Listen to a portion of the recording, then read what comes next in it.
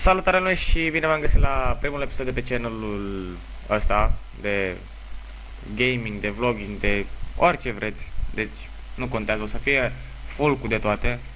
Numele meu este Leo.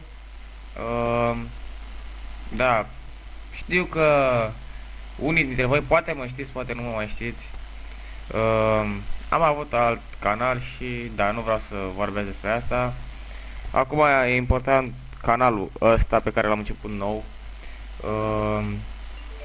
Tot ce va conține va fi cu de toate, nu contează. Deci o să fie acțiune, strategie, groază, tot comedie, nu contează. Vlogging, ce mai avem? Multe.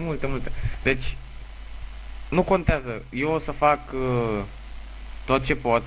O să mă apuc imediat să fac și primul episod, cred. Nu contează din ce joc. Cu jocurile. Nu prea aș vrea să mă bazez pe Minecraft, în primul rând.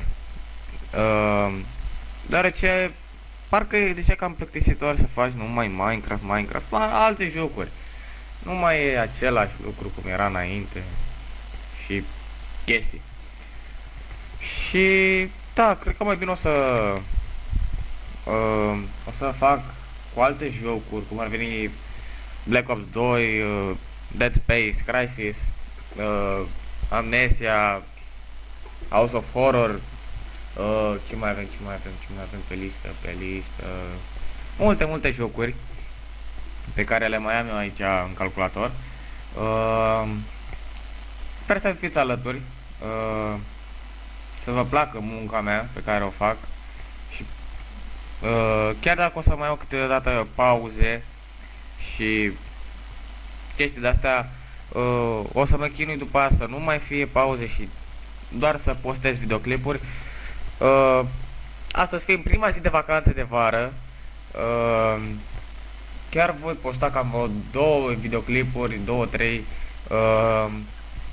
să văd despre ce o să fac, ce jocuri și o să mă chinui să mai fac intro-uri, poze,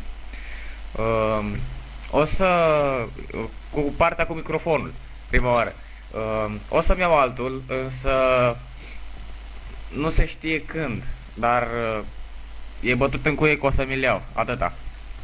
Însă timpul când o să-l am și nu. O să fac un videoclip când o să vă spun și un anunț mic, da. Deci, eu sunt Mask of Games, sper să vă placă tot ce voi face, toate jocurile și da, cam tot. Deci, ceau, pa, pa.